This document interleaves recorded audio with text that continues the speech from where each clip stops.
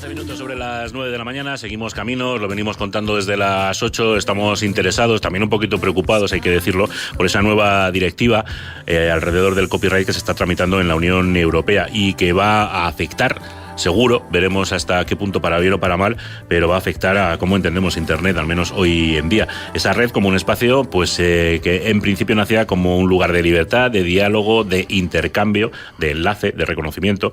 Puede que tenga los días contados. Para que nos aclare y para que nos explique qué es lo que puede suceder de aquí al futuro, nos acompaña hoy en el estudio el cineasta y miembro de la campaña Stop Censura Copyright, Estefan Grueso. Bienvenido. Hola, buenos días a todos. Gracias por acompañarnos, por estar con nosotros, a quien seguro que muchos conocéis de sus distintas actividades, de sus colaboraciones, por ejemplo, en el diario.es y también como Fanetín en las redes sociales, un auténtico referente en estos asuntos. Al que queríamos preguntarle en primer lugar, ¿por qué nace esta directiva? Es decir, ¿cuáles son las razones que han impulsado en este caso a la Cámara Europea a decidirse a regular determinados aspectos relacionados con Internet, con la red? Bueno, pues esta directiva, digamos que es como el último proceso o el último ataque que hay en estas cuestiones, pero esto viene de muy lejos. O sea, si os acordáis de lo que se vino llamando la lucha por la ley Sinde en los años 2009-2010, era lo mismo, y se trata efectivamente de controlar ese espacio que es Internet, como ese campo de libertad, como ese campo de posibilidades de creación, pero también un campo que permite determinado intercambio de materiales y determinadas vulneraciones de derechos de propiedad intelectual, pues desde entonces lleva las grandes industrias culturales intentando controlar Internet, ¿no? A esto podemos decir que en estos últimos intentos, y en este en concreto, se ha sumado también pues un deseo de los poderes públicos también de controlar más allá de lo que es la propiedad intelectual. Internet es una cosa muy peligrosa, nos permite a todos reunirnos, nos permite amplificar nuestro mensaje y nos permite pues acceder a una serie de privilegios organizativos, de comunicación y de amplificación de mensajes que hasta hace poco solo tenían unas élites, ¿no? Y eso pues le ha puesto muy nerviosos a los gobiernos, y nosotros desde la PDLI, Plataforma en Defensa de la Libertad de Información, entendemos que precisamente esta directiva lo que hace, y la parte que a nosotros más nos preocupa, es entrar y vulnerar unos derechos fundamentales como son el derecho a la libertad de expresión o a la libertad de información, y que realmente coartan las libertades que tenemos los ciudadanos, ¿no? Y que pueden aumentar también de alguna manera el control sobre esa red, es decir, la defensa de la propiedad intelectual, en este caso podríamos entenderla prácticamente como una excusa para poder introducir modificaciones en otros aspectos hasta ahora no regulados o que dependían de cada uno de los Estados miembros. Absolutamente, lo estamos viendo. Estamos viendo cómo esta ley forma parte de una represión o un control de esos derechos civiles digitales que son más difíciles de comprender, ¿no? Por ejemplo, todo el mundo comprende que si tú mandas una carta, o sea, tú coges una carta, la escribes, la metes en un sobre, sellas el sobre con tu saliva, lo cierras, nadie puede leer lo que hay ahí dentro si no es un juez con orden judicial. Eso es una cosa que tenemos muy clara. O el derecho de reunión.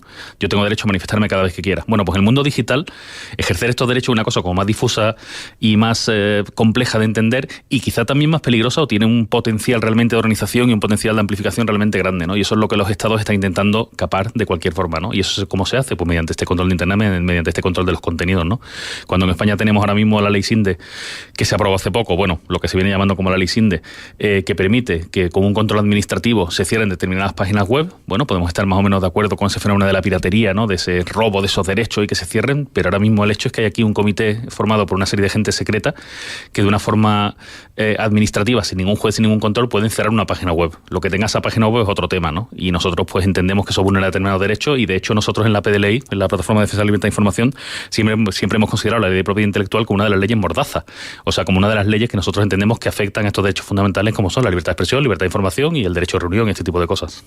Todos esos derechos en los que está trabajando y por los que se manifiesta ahora mismo con distintas campañas como la que os hablábamos, a ese hashtag Stop Censura Copyright, la Plataforma en Defensa de la Libertad de Información, la PDLI, que está alertando de todos estos asuntos que nos cuenta Estefan, porque a través de esa regulación podríamos encontrarnos con, como decías hace un momentito, censura de contenidos en Internet, que además ya ni siquiera dependerían de un tribunal más o menos de expertos, sino que se ponen sobre las espaldas, sobre los hombros de las plataformas, en este caso plataformas privadas, que son las que concentran la mayor parte del tráfico en la red. Sí, en un lenguaje claro y plano, lo que hace esta directiva es trasladar esa responsabilidad que antes tenía el usuario sobre esos materiales que sube o esos materiales que comparte, que por cierto, ahora mismo, a día de hoy, hay unos mecanismos, pues en el caso de que suban unos contenidos que no te pertenecen, que no tienes derechos, y hay mecanismos para tirarlos y para que las plataformas corten el acceso a eso, ¿no? Pero ahora lo que hacen es trasladar esa responsabilidad de los usuarios a las plataformas. Ahora resulta que las plataformas son las que van a ser responsables del contenido de todos los usuarios. Y les van a obligar además a poner unos sistemas de filtrado previo. Esto significa que todo lo que se vaya a subir por Internet va a pasar antes por unas máquinas que lo van a censurar o no. Entonces, para empezar, esta censura de decidir antes de publicar una cosa o no, de si es legal o no, y borrarla, que nos parece terrible, pero además trasladar esa censura a un ámbito privado, nos parece en la PDLI absolutamente una aberración, ¿no? Uh-huh. Es ese famoso artículo 13 que obliga a las plataformas a revisar todos los contenidos antes de publicarlo, y nos comentabas que lo van a hacer las máquinas, es decir, va a depender simplemente de un algoritmo que ¿quién programa? Bueno, depende de unas máquinas y depende además de unos algoritmos y unos funcionamientos que no sabemos cuáles son, y nosotros en teoría tenemos el derecho a conocer cómo funcionan las leyes, y esto tampoco lo vamos a saber. Y además se va a dar un fenómeno, y es que como hay una serie de multas y de sanciones, pues las plataformas evidentemente se van a curar en salud, se van a proteger, con lo cual digamos que van a filtrar de más. Este tipo de filtro de más sabemos que no funcionan. Hace poco hay un caso realmente muy famoso de una plataforma que se llama Tumblr, que decidió dejar de ofertar pornografía, o que sus usuarios pudieran subir pornografía. Y era muy gracioso ver cómo el propio robot de Tumblr censuraba las imágenes que ellos habían puesto de ejemplo como imágenes permitidas, que eran obras de arte y cosas de ese tipo, ¿no? Con lo cual estos filtros realmente es muy difícil que funcionen, y lo que van a hacer es un Internet que sea mucho más pobre, un Internet mucho más mainstream, donde fácilmente cualquier discurso que sea un poco distinto pues puede ser fácilmente apagado, ¿no? Sí, porque no hay, como nos decías, unos criterios que estén establecidos de tal manera que se sepa cuál va a ser la criba, y hacía referencia a una posibilidad, que es la de la autocensura. Nos curamos en salud, censuramos más incluso de lo que estuviera previsto por la propia directiva, y nos evitamos problemas que se pueden traducir en multas, y multas millonarias, claro. Totalmente. Y como te digo, hay un efecto, digamos, ese efecto, esa cuestión legal que a nosotros nos preocupa, que es ese coartar esos derechos fundamentales de libertad de expresión y libertad de información, es una cosa que sucede, pero el usuario normal, que quizá no está o no comprende o no le preocupan este tipo de cosas, le suena muy lejanas, también tiene que entender que lo que se va a encontrar es con un Internet mucho más pobre. Internet se va a volver a convertir como en otra especie de televisión, donde va a haber unos grandes proveedores de contenidos mainstream que van a ofrecer en una dirección una serie de información, y lo que era Internet hasta ahora, que era este Internet, eso que se llamaba el Internet 2.0, la Internet que construimos entre todos, donde todo el mundo, además de consumidores, es autor, todo esto pues se va a perder y se va a imposibilitar mucho, ¿no? Y bueno, realmente nos preocupa porque, insisto, más allá de cuestiones de protección de propiedad intelectual que son legítimas, y de esos dineros que generan las obras que tienen que dar a sus autores, todo eso es perfecto. Más allá de eso, lo que va a conseguir es que realmente cualquier tipo de discurso, insisto, que no sea el oficial, que no sea el mainstream, pues no se pueda llevar a cabo, y las ventajas que tiene Internet como ese cambio de encuentro pues realmente se corten y volvamos a lo que era un Internet de antes de Internet, o sea, una televisión, una comunicación de una sola dirección, ¿no? Y a nosotros eso pues no nos parece bien. Volveremos en unos minutos para hablar de cómo afecta eso a los contenidos que encontramos y cuando navegamos por la red, pero tenemos también al teléfono a David Brado, que es abogado especialista en Derecho Informático y en Propiedad Intelectual, para abundar en este asunto. Buenos días, David. Hola, muchísimas gracias por estar con nosotros esta mañana. Nos acompaña Estefan Grueso, creo que has podido escuchar la conversación que estamos manteniendo en los últimos minutos, y que arrancábamos hablando, pues en principio, digamos, lo que sería la excusa fundacional de la puesta en marcha de esta nueva directiva europea, que sería el tema del copyright y la defensa de la propiedad intelectual. ¿Está la propiedad intelectual o prevalece por encima de otros derechos básicos? No debería, desde luego no debería prevalecer sobre derechos fundamentales, y además debemos tener en cuenta que cuando se defiende este tipo de leyes se suele hablar de que lo que se está intentando es proteger a los derechos de los autores, cuando en realidad nuestro sistema de propiedad intelectual está organizado de tal manera que los autores se ven obligados a ceder antes en masa esos derechos a las empresas que van a editar sus obras. Así que al final la protección no es realmente una protección a los derechos de los autores, puesto que ya los han cedido, sino que es en realidad una protección a un determinado modelo de negocio de las empresas que se dedican a explotar las obras de esos autores, que es bien distinto. Y con esa excusa pues hemos tenido una escalada de leyes cada vez más represiva, precisamente por la incapacidad de la ley de conseguir que la propiedad inmaterial sea vista y sea regulada como una propiedad material con las mismas facultades de exclusión. Y como no son capaces de conseguir ese efecto, porque es imposible, porque la propia naturaleza de la propiedad intelectual es distinta de los objetos físicos, pues lo que hacen es subir cada vez más el listón de las leyes. Y nos encontramos, como decía Estefan, pues con leyes como la ley Sinde, que prescinde de los jueces que no estaban dando la razón en los juzgados a las empresas propietarias de los derechos, y los sustituyen por órganos administrativos que no querían decir ni siquiera cuál era su composición. Nos encontramos con este artículo 13 ya a nivel europeo, Nos encontramos en Estados Unidos con leyes que multan con una mayor cuantía descargarte 2 canciones que cuando un médico en una negligencia te amputa la pierna buena. Y en esta escalada de represiva, pues nos lleva a estas cotas como la del artículo 13, que hace que ahora ya los que alojan los contenidos sean todo el proceso judicial en uno, sean el policía que investiga dónde está el posible ilícito, el juez que determina que eso es ilícito y también el juez que ejecuta la propia sentencia retirando el contenido. Entonces ya YouTube se convierte en absolutamente todo el proceso y todos los agentes que intervienen, ya están todos sustituidos.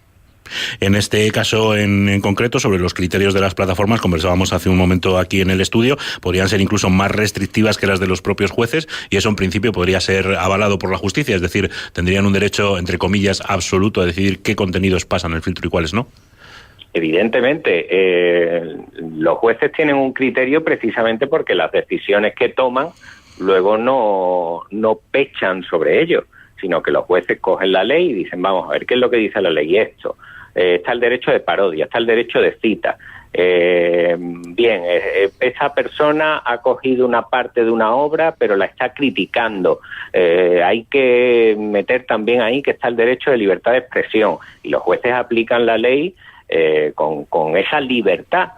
Pero cuando lo que te está diciendo la ley es que si te equivocas a la hora de hacer ese análisis jurídico, el infractor eres tú, entonces ya tu criterio es mucho más restrictivo. Tu criterio es, está antes mi cabeza que el dejar este vídeo de cualquier usuario que lo ha subido diciendo que es una parodia de una obra. Yo no me arriesgo. Está el derecho de parodia, muy bien, pero es que como me equivoque, resulta que soy yo el infractor, porque esto es como si lo hubiera subido yo, que es lo que hace el artículo 13. El artículo 13 rompe, como decía Estefan, la lógica de la Internet 2.0 y de usuarios que son autores y que son a su vez consumidores, que tienen esa doble condición, y lo que hacen es decir, no, aquí el único que ha subido y que es autor en un sentido legal del contenido que está en esta plataforma es la propia plataforma. Así que usted tiene que hacer un análisis como si usted fuera a ser el demandado, que lo va a hacer. Y entonces YouTube, que además YouTube ya lo está adelantando, lo que hará será un criterio restrictivo, porque si se equivoca es él el que va al juzgado y es él el que tiene que responder. Y afectaría especialmente, como nos comentabas, a todos esos derechos, el derecho de parodia, el derecho de cita, las obras derivadas. Ha habido algunos youtubers, pues por ejemplo el caso de Jaime Altozano, que han hablado precisamente de que le preocupaba mucho que en su caso, que se dedica a hacer vídeos de análisis musical, el simple hecho de utilizar un fragmento de una banda sonora le pudiera suponer un problema legal, ¿no? Aunque sea con fines educativos. Claro, en el caso de Jaime Altozano es claramente con fines educativos. Vemos como YouTube, salvo un vídeo que ha tenido algún problema y luego se lo han restaurado, YouTube hoy en día tiene el criterio de que lo que hace Jaime Altozano es perfectamente lícito, de hecho ahí lo deja, pero es que YouTube tiene también una sentencia en España que dice que en cualquier caso él no es el responsable del contenido, que él tiene que retirarlo cuando tenga conocimiento efectivo de su ilicitud. Y YouTube, cuando le llegan los reclamos por los vídeos de Jaime Altozano, hace un análisis y llega a una idea de si esto es lícito o ilícito. Pero cuando llegue el artículo 13 y le digan a YouTube, oye, ahora lo que haga Jaime Altozano, el responsable vas a ser tú, veamos cuál va a ser el criterio de YouTube, porque ya lo que se juega a YouTube es su propia supervivencia, y si se equivoca y le toca a un juez que tiene un criterio diferente, el que va para adelante es él, no Jaime Altozano. Que ante la duda, está claro, yo retiro el vídeo. Sí, la tirita antes de la herida, ¿no? David, claro. Una última pregunta, sé que complicada, pero por hacernos una idea. Esto es una directiva europea, en principio, en algún momento todos los Estados miembros deberían transponerla a su régimen jurídico. ¿Hay alguna posibilidad de modificarla, de cambiarla, de que determinados aspectos que pudieran chocar con otros defendidos, por ejemplo, en el caso de España por nuestra propia Constitución, se puedan ver modificados o alterados, o es de obligado cumplimiento y tal cual venga se tendrá que aplicar? No, me temo que una vez que se apruebe, si se aprueba, es de obligado cumplimiento. Los Estados miembros la tienen que transponer. Lo que sí tenemos todavía es una mínima posibilidad de que algo cambie. Ahora en el 18 de enero los gobiernos nacionales votan la posición del Consejo antes de la negociación final. Luego el 21 de enero está la negociación entre el Parlamento y el Consejo para intentar finalizar un texto. Y en marzo, abril, la votación final en el Consejo y también en marzo en la del Parlamento Europeo. O sea que todavía hay un pequeño recorrido parlamentario que puede hacer, si la presión social es suficiente, que cambie los aspectos más negativos de la directiva. Y el más negativo, evidentemente, es la reversión de que ahora las plataformas sean las responsables y las que tengan que monitorizar los contenidos. Pues muchísimas gracias, David Bravo, abogado, especialista en Derecho Informático y en Propiedad Intelectual, por atendernos y por explicarnos en qué puede afectarnos la puesta en vigor de esta directiva. Muchísimas gracias. Hasta la próxima. A vosotros. Un saludo y muy buen día. Hablaba David de cuál va a ser el calendario de aplicación de esta directiva y también de quienes están en contra de ella, las acciones que están realizando. Hay bastante ejercicios de lobby por distintas partes. Hablando de Bruselas, además es habitual. Encontramos aquí además alianzas que, digamos, en otros momentos quizás serían un poco más difíciles de ver, porque, por ejemplo, gigantes como Google está también haciendo su propia campaña en contra de la aplicación de esta directiva, y hay convocadas distintas manifestaciones y acciones, algunas de ellas a través de las redes en toda Europa, precisamente ante esa fecha del 18 de enero y la puesta en funcionamiento del debate y posterior votación de la directiva en el Parlamento Europeo, con hashtag como el que os contábamos, Stop Censura Copyright. Estefan, estábamos hablando hace unos minutos antes de la conversación con David de la posibilidad de que Internet, con esta directiva y con otras leyes, acabe convirtiéndose en una especie de Netflix, en el que tienes un menú de contenidos, le das a un botoncito y ves lo que te están ofreciendo. Claro, no todo el mundo tiene acceso a mostrar sus contenidos en plataformas como Netflix. Va a ocurrir lo mismo en Internet. Va a haber una Internet de primera para los contenidos autorizados, garantizados y con sellos, y una Internet en la que ya no pueden volcarse según qué contenidos. Bueno, eso es lo que se está intentando, y hay otro concepto, el de neutralidad de la red, que también tiene que ver como esto, ¿no? Y realmente sí, efectivamente es una especie de lucha por el control de ese espacio, ¿no? Nosotros en la campaña Stop Censura Copyright lo que hemos querido hacer es intentar explicar a la gente que esto no es que no vaya de propiedad intelectual, tiene una parte que es de propiedad intelectual, pero va mucho más allá, ¿no? Lo que está haciendo realmente definiendo cómo va a ser este espacio de libertad de contacto que tenemos entre todas las personas, ¿no?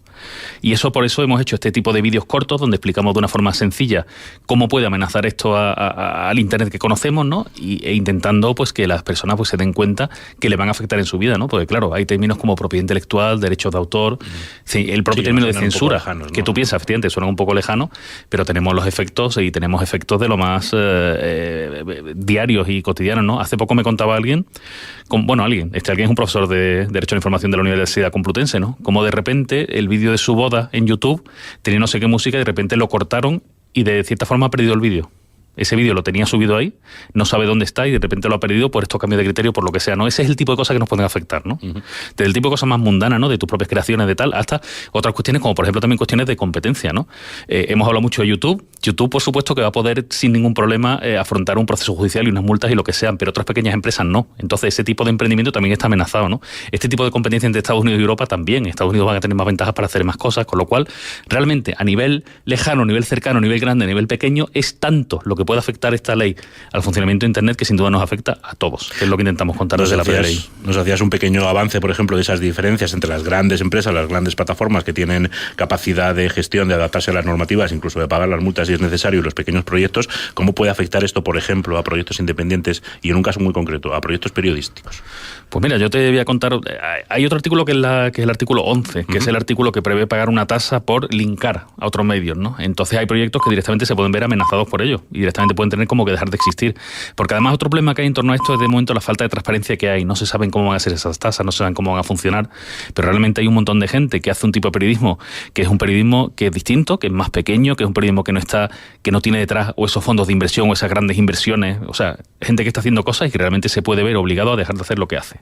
Y eso realmente es una tragedia, porque ahora mismo, si algo bueno tiene esta época que vivimos, el hecho donde todo el mundo puede competir.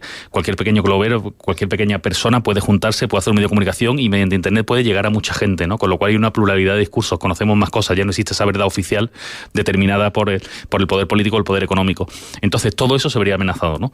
Y claro, aquí entran las sospechas, ¿no? Esto en teoría es para propiedad intelectual y tal, pero bueno, ¿cómo se va a utilizar eso? Pues, oye, a mí me da miedo. Yo es que no creo en el tema este de, no, esta ley puede permitir eso, pero no te preocupes que no lo vamos a hacer. Eso es una cosa que yo no creo y que históricamente nunca ha funcionado. Si está en la ley, al final acaba aplicándose. Vamos, puede acabar ha pasado aplicado, ¿no? a lo largo de la historia sin ningún tipo de duda. Lo que tenemos que hacer entonces es cómo blindar esos derechos que tenemos y blindar Internet como un campo de encuentro, un campo de intercambio, un campo de aprendizaje. El link o el enlace, que en principio era la propia razón de ser de la propia Internet. A lo mejor también deberíamos bajar un poquito a tierra para explicar ese tipo de proyecto, porque en principio cualquier pequeño productor de contenidos podría seguir haciéndolo. Estamos hablando de cuando tú necesitas, por la propia naturaleza de tu proyecto, el estar en contacto con otros. Pues, por ejemplo, esas empresas que se dedican a desmontar noticias falsas, que tienen que hacer un enlace al contenido original, según la nueva ley, probablemente no pudieran hacerlo o podrían verse sometidos a una cierta presión. Para empezar, eso que es interesante el ejemplo que pones, porque puede tener dos problemas. El primer problema es el de la tasa, el artículo 11, que se pueden ver obligadas a pagar por hacer su trabajo.